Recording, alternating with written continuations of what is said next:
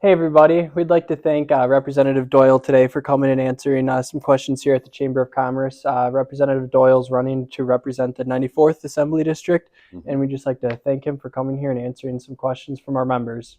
No, thank you for the invitation. Appreciate it. Absolutely. So first off, the first question is, tell us about yourself and why you're running to represent in the state assembly. You bet. I was born and raised in La Crosse, grew up on the north side of La Crosse, moved to Onalaska when I was in fifth grade. Went to our local schools, went to UW La Crosse, went to Madison for law school. And when I was in Madison, I knew that I was going to come back to La Crosse to practice law. And that's exactly what I've done. So I am a homeowner, a farm owner, a small business owner, have a family, served in local government as the county board chair here in La Crosse. I'm always proud to tell people that we got a lot done, but yet we were able to keep our taxes the fifth lowest per capita in the entire state of Wisconsin out of 72 counties. So it's, it's serving for the public is something that I really enjoy. And I think that I've done a pretty good job of representing a very diverse community here and trying to find common ground. It's what I do in my law practice. I do a lot of mediation. It's what I did as county board chair. We called it collaboration, working with our different counties and our cities, villages, and town. And now when in Madison, we call it bipartisanship. And I try to work with both parties to get things done. And I think I've got a good reputation in Madison for that. Plus, if you go online and you type in www.mrbipartisan.com, that'll take you to my website. That's awesome. So tell us about the district you're running to represent. The 94th is newly drawn, so tell us about it. It is like the perfect microcosm of the state of Wisconsin. It has cities, city of Onalaska, it has villages, it has suburban areas, and it has rural areas. And it is like as close to 50-50 as you can get. In fact, somebody did a little bit of research, and under these current district lines, 4 years ago, Joe Biden would have won the district by 9 votes. So it's that close of a balance, which is good. I think I think everybody should represent a district that is right on the bubble because it pushes you to the middle. It keeps people honest. You have to be responsive to your constituents. You have to listen to them, and you need to be able to work with differing viewpoints. And that's exactly what I have been trying to do over the course of my time in the assembly since I was elected in 2011. And it's sometimes challenging when you have that many different viewpoints in your district to try to figure out something that will work for everybody. And that really, I think, is the secret of success in my law practice, secret of success in my government career. And the new 94th does come into the north side of La Crosse, correct? So it's got a little bit of the north side of La Crosse on the upper part of the north side, and then going out County B. Then it has Onalaska, West Salem, Holmen, Holland, Farmington, Hamilton. And then it goes up into Trempealeau County and picks up Galesville up through a little bit north of Ettrick. Okay. Does not have Trempealeau on the west or Jackson County on the right. So I tell people it's just the opposite of me. It's tall and skinny. So tell us about, what do you think the biggest issue is facing La Crosse and Wisconsin in our business community? In my law practice, I represent a lot of small business owners, everything from retail to hospitality to construction. And they're all telling me the same thing. Staffing employees. They are having a hard time finding workers. One of my law partners, Brandon Princeton, probably represents more businesses than anybody in Western Wisconsin. And he and I have had that discussion and hearing the same thing. Our employers just can't find workers. We've got 3 higher education institutions here in La Crosse, which has a lot of young people. But still, if you look at our downtown area, they are just begging for workers. And we have to figure out how to make that connection to get people to be applying for the jobs, to be sticking with the jobs. And so that is one that we really need to tackle both at the local level. And I been working on that at the county board level, but also at the state level. One of the problems we have with regard to employees is worker housing. The people who would like to be, hired for jobs in our area can't find suitable housing. Yep. It's either, very poor housing or very expensive housing. And we're trying to deal with that issue both at the county. In West Salem, we've got a new worker housing project going. Yep. And at the state level, we put $500 million into workforce housing so that we can, at least solve that part of the equation so that people have the opportunity to, say, okay, I like this community. They have good schools. They have good natural resources. I want to live here. Oh, and now there's housing available. That's great. Yes. So our next question is the cost of healthcare, housing, and childcare, which you've touched on, some of the largest issues facing our local employees and employers. How would you help decrease these everyday costs? Childcare is a huge issue. And when I was discussing this with Brandon Princeton, he and I also came to the same conclusion. Childcare is a business issue. If our people can't afford to pay for childcare or even find childcare, they're not in the workforce then. And so our employers who are looking for those people are left with nothing.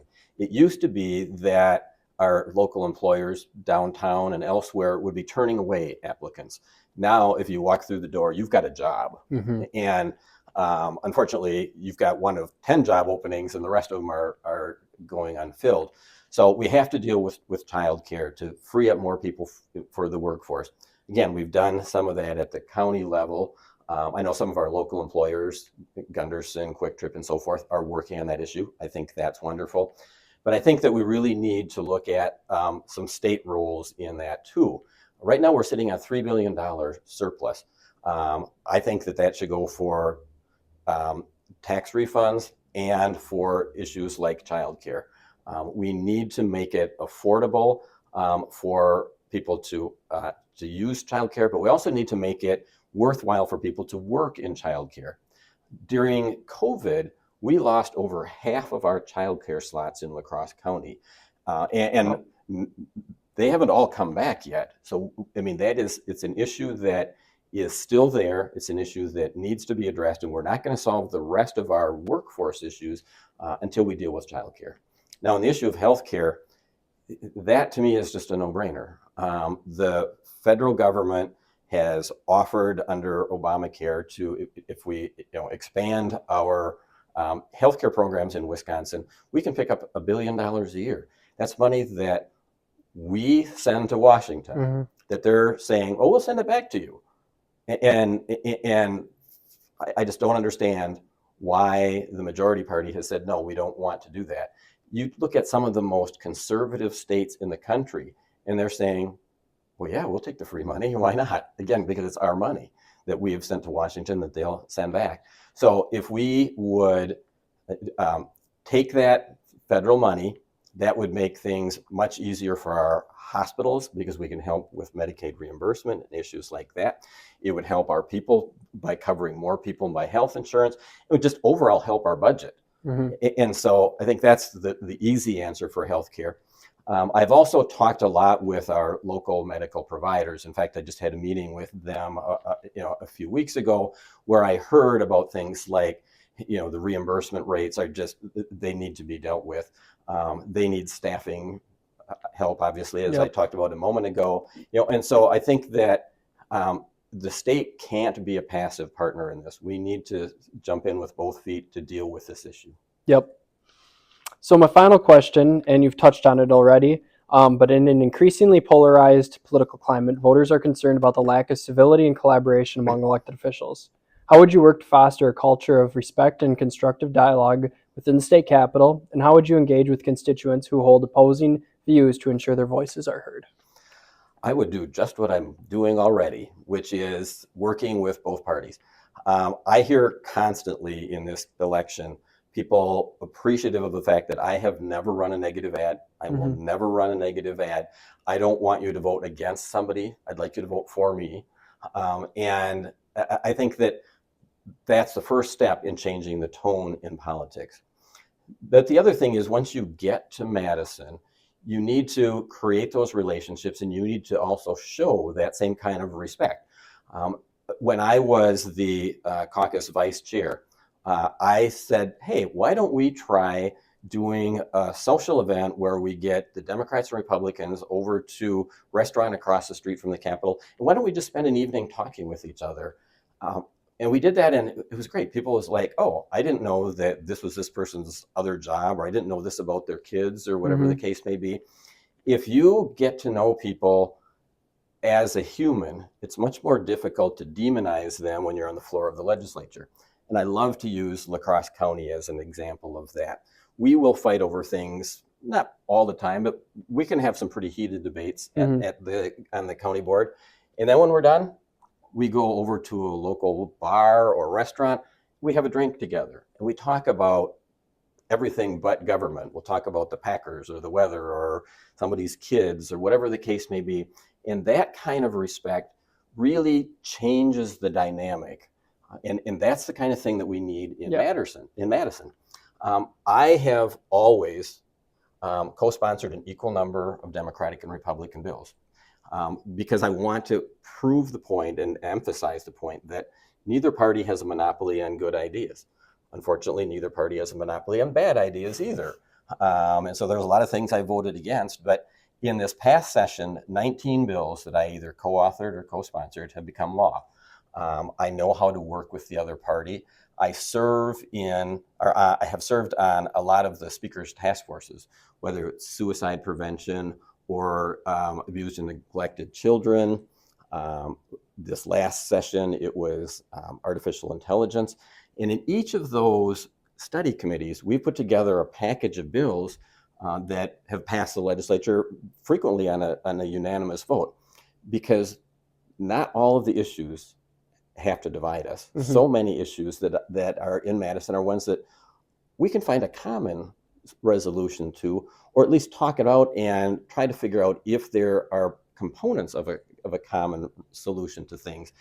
And you're not going to find me, pounding my fist on the table and screaming about this hot issue or that hot issue.